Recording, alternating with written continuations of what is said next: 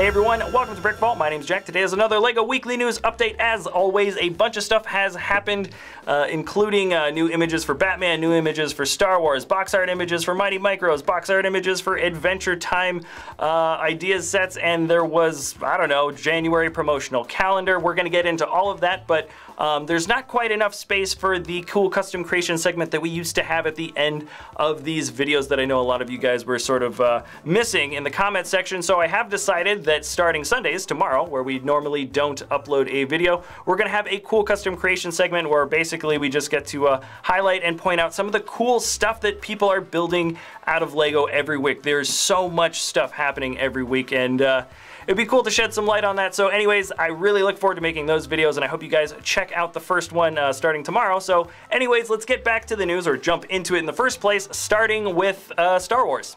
Okay, so these are the 3 Star Wars sets that were revealed this week. We've got Luke's Landspeeder, Desert Skiff Escape, and A-Wing Starfighter. Let's take a look at the Landspeeder set. I really like that they're doing these classical throwbacks. Honestly, I don't think the Landspeeder looks a whole lot better or even very different from the original. You can see that we have a few new curved tile pieces. That's a new part, and guaranteed this is the first time it's going to be showing up in dark red. So that's kind of cool. I'm not sure if the prints for these minifigs are exclusive. It's possible. In fact, it's probably pretty likely. But either way, I'm pretty glad that the Landspeeder is coming with 4 minifigs. It really does feel pretty complete for this New Hope scene. The second set, the Desert Skiff Escape set, set number 75174, 277 pieces. I'm pretty excited for this one. I like the build for both the skiff and the Sarlacc pit. You can see that it is the digitally remastered Sarlacc pit from the newer version of when this movie was released, and I like that they chose that because it's just a much more visually interesting looking build, and I think they actually got the Sarlacc to look pretty good for what it was supposed to look like. Once again, 4 minifigs in this set. I like the look of all of them. That is the new Han Solo hairpiece that first appeared in the Death Star that we all knew was not going to remain exclusive, and for the rest of the guys, I don't really know if they're exclusive figs. Probably the guy with the axe. Anyways, last set is an A-Wing Starfighter. We did just get an A-Wing last season, but here it comes in the more classic looking colors. I have a feeling the build is pretty much the same though, but I don't think it's going to be the build for the A-Wing that's turning quite as many heads. This set really has a great catch. There is a Lando Calrissian minifig. It's been a super long time since we've gotten another version of this guy, and he looks really good. I hate to say for a set that is over 300 pieces that its biggest draw for at least me is the Lando figure. Speaking of Lando, the actor Billy Dee who played him is actually coming back for another LEGO role. He's going to be playing the Two-Face voice in the LEGO Batman movie. And oh no, I just said the magic words. The LEGO Batman movie also had some official set images revealed this week, just like the last several. And the first one we are looking at here is the Scarecrow Special Delivery. Awesome fig for the Scarecrow. It's a great combination where you can see his Scarecrow sort of jumpsuit underneath the pizza t-shirt. And there is yet again another pizza delivery vehicle. I like that it's a motorcycle that's attached to that trailer on the back. Really cool looking. And the next one is awesome as well. We've got the Penguin Arctic Roller. This is very much a Cruella de Vil-esque kind of car. The wheel well pieces really make it for me. I think those are the hot air balloon pieces that were used in previous sets not that long ago. And I don't know, it just creates a wonderful arcing shape there that matches up with another curved piece in the back, contrasting with that A-Wing set I just mentioned. This is definitely a set that I'm getting purely for the build. Speaking of which, if you want to check out a review for this, Alan Tran at thebrickfan.com has done a review. I feel like he might be the only person at the moment that has reviewed the set. And of course, as always, links for everything I'm talking about and more in the video description below. But we're still staying on the Batman news. The collectible minifigure packages, or at least the prints or the pictures for them, have been revealed. But what I think is a little bit more important and or useful, if you want to get all of these collectible minifigures, you're going to have to know what they feel like in the packages. Alan Tran has made a little write-up on that in his website. I'll leave a link. I used to think that the fuel guides were kind of pointing out the obvious, but really when you read it through once, it actually does help out quite a bit when you're in the store feeling through. But believe it or not, there were a few more official images released for sets. This is the Adventure Time Ideas set box art images. I think the box looks incredible. The figures there look pretty good. I know there was some controversy about some of the guys not looking quite as good as what the Ideas original design looked like, but for the most part, I'm really happy with the way these characters look, especially Lady Rainicorn.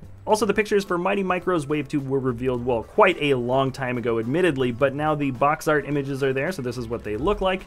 And I'm really excited about these sets, so I'm going to go through them just one more time. We've got the Mighty Micros Superman versus Bizarro 76068, Batman versus Killer Moth 76069, Wonder Woman versus Doomsday. She's got her invisible jet, that is 76070. Then Spider-Man versus Scorpion, not as impressed with this particular set. Iron Man versus Thanos, great build for that fist car. And last is Wolverine versus Magneto. Love the characters, but we've already gotten a bunch of these guys in LEGO, and there's so many X-Men that we don't have yet. We should have done other X-Men. I thoroughly enjoyed the sets from before. I really like that there is a very sort of nice and easy, cheap way to get some really cool figs. I know some people complain about the short legs. It doesn't honestly bother me, but the builds actually aren't half bad either. Personally, I'm looking forward to that Iron Man versus Thanos set, as well as Superman versus Bizarro Superman. Over at Promo Bricks, there was an image for the January store calendar revealed, and Alan Drana the Brick Fan has it in English if you want to know what they are, but these are the highlights. January 1st, LEGO Creator Assembly Square will become available for purchase, as well as, well, just about all of these other sets that I was talking about. Also, December 27th through 15th, the Batman Mini Batwing Polybag will be available for purchase with a purchase of $35 or more, sorry. And on January 16th to 31st will be the Nexo Knights Knighton Rider Polybag. Both of those promotions actually look pretty good. They're a lot cooler than the ones that I think have been coming out in the recent past. January 3rd and 4th will be the VIP monthly MIDI model build. That is a Narwhal. January 14th has the Winter Igloo building event. And then the last two events on the calendar are kind of different or unique. I just don't actually know what they are. We've got something called Technic Tuesdays on the 17th and the 24th. This is, I think, a new thing that the LEGO store is implementing with the new year, as well as the LEGO Life Meeting, January 21st and 28th. More news on that. I really don't know what it is, but who knows? It could be kind of fun.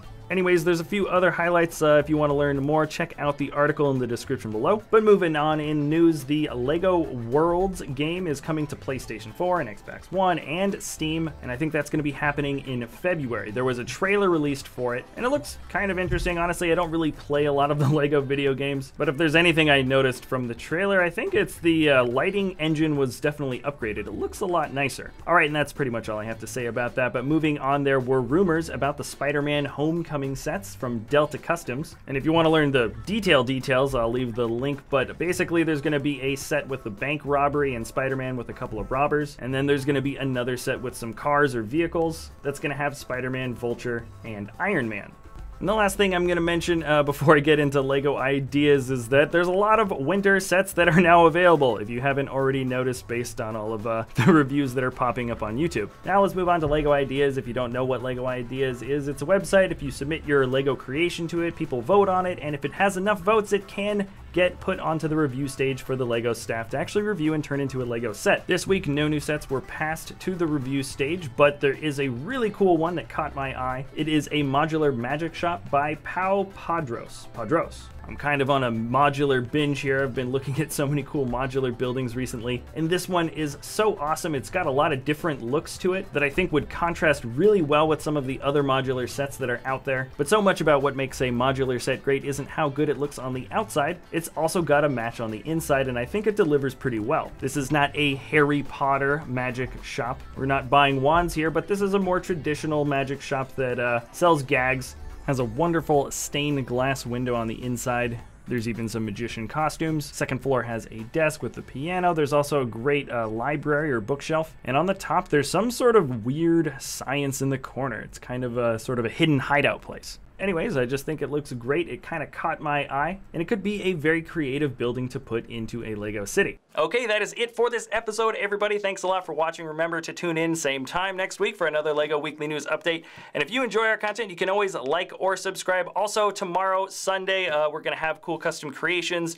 So many people are building really awesome custom stuff out of LEGO every single day, and it's really hard to even talk about everything I want to talk about for that segment as well, because there's just so much cool stuff. But anyways, if you want to learn anything more about the stuff I was talking about, links in the description below. There's even extra stuff usually. If I don't get a chance to talk about it in this episode, you can even learn more in the description links below. All right, that is actually it for this episode. Thanks again for watching, and we'll see you next time at Brick Vault.